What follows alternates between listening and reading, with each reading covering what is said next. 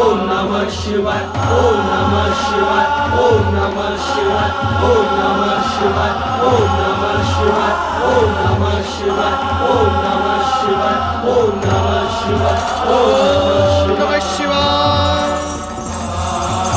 आप सब अति प्रसन्न हैं। पूजा से भक्तगण प्रसन्न ही होते हैं। ऐसे समय में देवऋषि आ जाएं तो वो भी प्रसन्नता का कारण बन जाते हैं। देवर्षि के आने का अर्थ हुआ अब देवेश्वर समाधि से जागेंगे, और जागेंगे तो हमें दर्शन भी होंगे।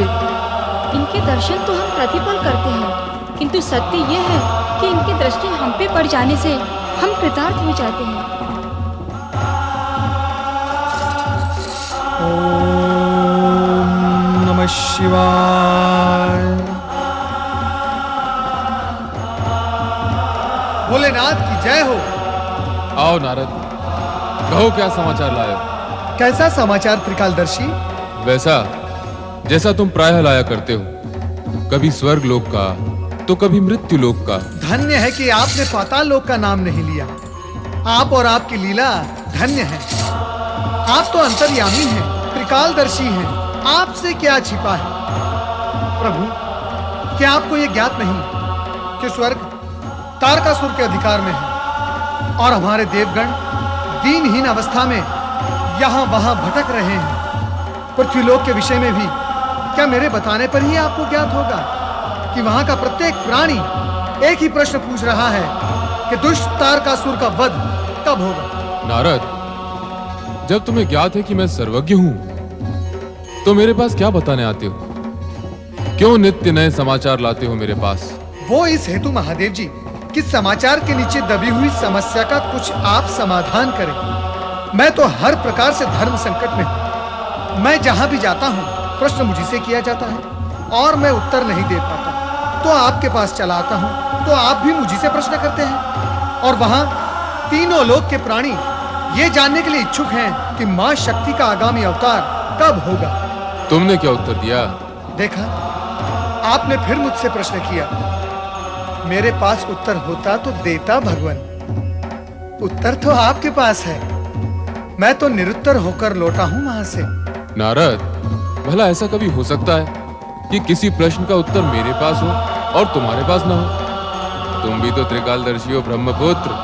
मात्र त्रिकालदर्शी होने से क्या होता है प्रभु? मैं त्रिनेत्रधारी तो नहीं हूं, मैं त्रिलोकीनाथ तो नहीं हूं। यदि मैंने आपके प्रश्न का उत्तर दे दिया और आपने क्रोधित होकर अपना तीसरा नेत्र खोल दिया, तो मेरे इस नारायण नारायण जाप पर तो विराम लग जाएगा ना प्रभु। आप लोग क्यों हंस रहे हैं? क्या मैंने ऐसा कुछ कहा जो नहीं कहना था? हाँ नारद, विषय बदलने में तो तुम निपुण हो। विषय था समाचार जो तुम लाए हो, और अब चर्चा आ पहुंची है तुम्हारे विराम लगने पर। आपसे भय तो लगता ही है ना भगवान? असत्य भाषण न करो नारद। क्या मुझसे भयभीत होने वाला नित्य प्रति अपनी करताल बजाता हुआ मेरे पास आएगा? नारायण नारायण, अब तो विषय आप बदल रहे हैं महादेव जी। आपने ये नहीं बताया कि मां शक्ति आगामी अवतार कब ले रही है। यदि तुम हिमालय होते हुए कैलाश आते तो तुम्हें निश्चय ही अपने प्रश्न का उत्तर मिल जाता। कुछ कुछ मेरी समझ में आ रहा है। यहां से हिमालय जाता हूं, संभवतः सब समझ में आ जाएगा।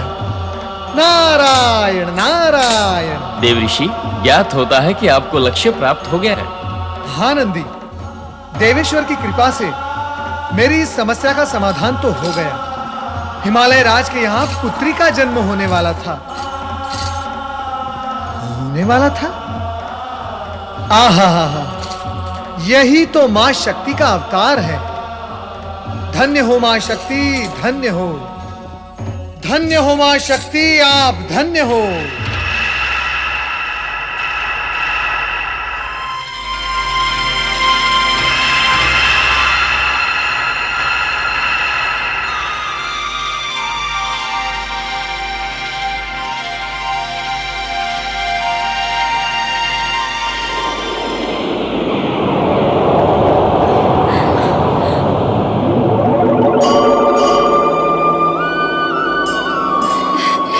बधाई महारानी जी, बधाई हो।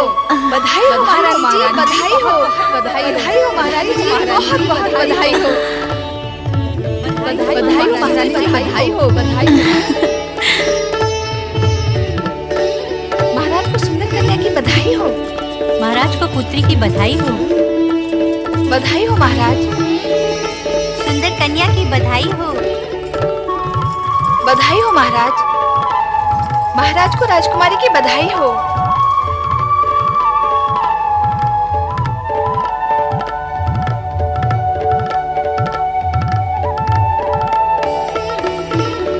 महारानी,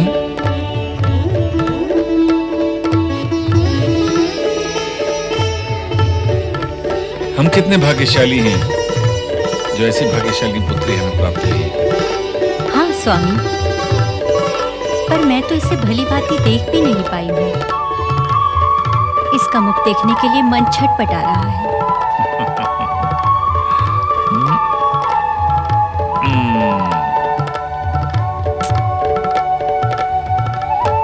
मैना रानी, ये तुम्हारी ही तो पुत्री है। इसे जब चाहे देखो, जितना चाहे देखो। अब तुम इसे देखो और मैं महामंत्री को इसके जन्मोत्सव का आदेश देकर अपनी प्रजा को भी अपनी प्रसन्नता में सम्मिलित करता हूं।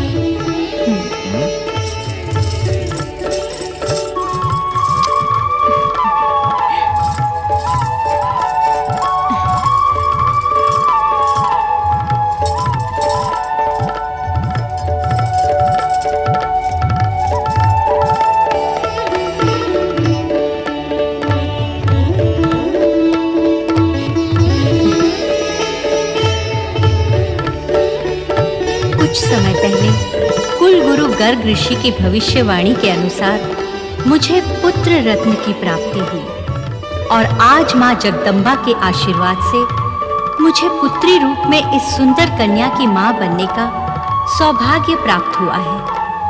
कितनी सौभाग्यशालिनी हूं मैं। आज मैं इतनी प्रसन्न हूं जिसकी सीमा नहीं। सती और मां शक्ति के वरदान स्वरूप ये सौभाग्यशाली दिन देखने को मिला है। आज मेरा स्वप्न पूर्ण हो गया है।